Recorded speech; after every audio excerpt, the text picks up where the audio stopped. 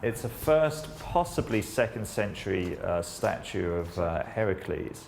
Or, you know, the scale of it is over life size. You know, its enormity is really fantastic. We can see where quite naturally there's pieces missing here, but the hair around here has really survived very well. All of the abdominal muscles here, the muscles around the side, the imposing chest, the fact that it's kind of lunging forward. Wow, you know, where the head of the statue originally would have been up here, and the arms out here, and this leg down here. This would have been a statue of absolutely incredible proportions. To me, I just thought that it was absolutely fantastic, and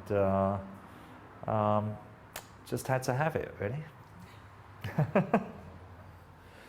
Well, I think my addiction to collecting just went absolutely ballistic with antiquities, and I was mounting them up in storage. You know, I was sort of buying them and just kept going and going and going, and then after, you know, several years, I ended up with literally hundreds and hundreds of items in storage.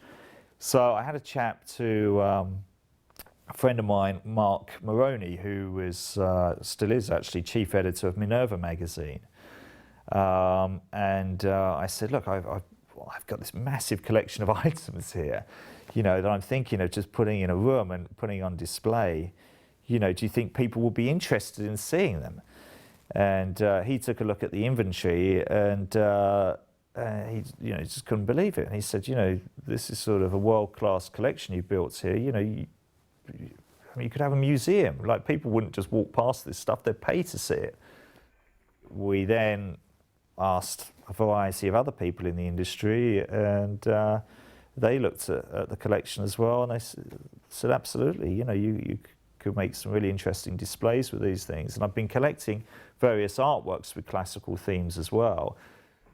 And then having a museum where you could see how classical antiquities had affected artists all the way from the Renaissance all the way through to actually contemporary artists to today.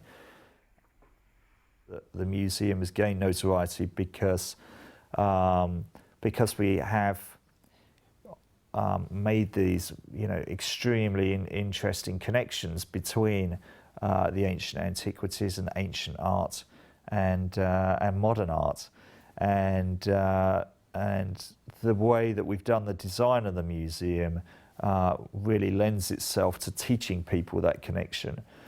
Because there's actually very few artists in the last 300 or 400 years that have not been influenced by the classics, either very directly, obviously, in the Renaissance, Baroque period, to much less directly when we talk about artists like Damien Hirst, you know, Mark Quinn, for example, or when you get back into the mid-20th century and we start talking about Yves Klein, Warhol, Dali, etc., all had classical periods. Yeah, you know, the British Museum, must be about 3 or 4 years ago now, had a display of contemporary artists' works there, and they had a large group of these spin-painted plastic skulls by Damien Hirst. Of which this is a perfect example by Damien Hirst of one of his spin-painted plastic skulls. So it was skulls almost exactly like this, and certainly this form by Damien Hirst, that were in the British Museum during that exhibit. So that's really the connection there. Now, so it's not classic in itself, but there's the connection with the British Museum. And we have it in a display cabinet where we have a Roman bronze head of Apollo and a Roman bronze head of Augustus. So to have this in the same cabinet, where you see sort of the three heads together, is, we thought, made a good juxtaposition.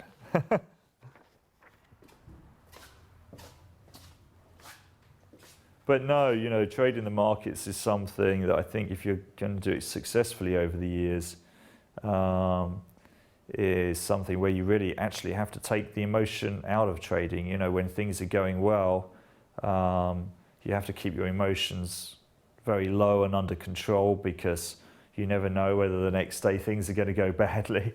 And when things are going badly, you'll be miserable, but you have to not get too miserable and continue doing your analysis and researching trades and researching markets and trying to find good opportunities. And so even though the markets go like this, you have to keep your emotions just doing that. I mean, otherwise you'll never be successful in the markets, and you'll just drive yourself crazy, basically.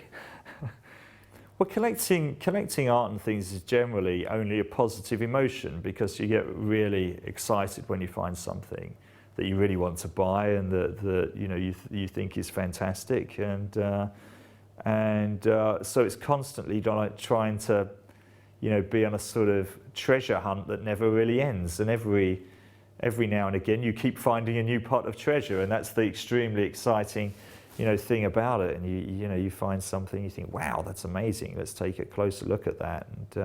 And if it's something that's really important, we need to do some research on that and get some advice from some experts. And then all that part of collecting can be fascinating as well. And of course you're adding to your own general knowledge. I mean, every time you buy a new item, or every time you see something in a catalogue, and you read the description, you learn something new. And so it's a constant process of sort of educating yourself, collecting as well, which is also quite exciting. Actually, I think collecting is an escape from the markets. It's something pleasant to do, and it's a hobby. And of course it's quite expensive, so to say the least, at certain levels, although actually collecting doesn't have to be expensive. It depends what you collect and what level in the market, of course. Ancient battles were so violent and vicious, and it's just impossible, I think, in this day and age to put yourself in the position of the people on the battlefield back then, and just how extraordinary ancient battles were, all the way from pre-Christ all the way up to sort of medieval Europe. I don't know, there's just something that's very haunting and emotional about ancient weaponry, actually, and blood-curdling. And I think that appeals to a lot of men and boys, actually, and it certainly appeals to me. My parents were never really interested in art. We never visited art museums, ever. But we used to visit museums of sort of antiques, antiquities, and we visited a lot of churches and a lot of castles. That was really their thing. I don't know, I only went to a very ordinary school, and I left school when I was 18. I didn't go to university. So I became more captivated, I think, on the art side. I was really interested in looking at the antiquities, of course, in the Louvre, and I've been fascinated with the British Museum as a child. But I hadn't really spent any time wandering around galleries of Dutch or Flemish old masters, for example. And so the more time that I spent in the Louvre, the more I began to sort of understand art and the history of kind of medieval Europe. I mean, in school in England, you learn so much about medieval England, but you don't really learn much about medieval Europe, what was going on in Italy in the 16th century, etc.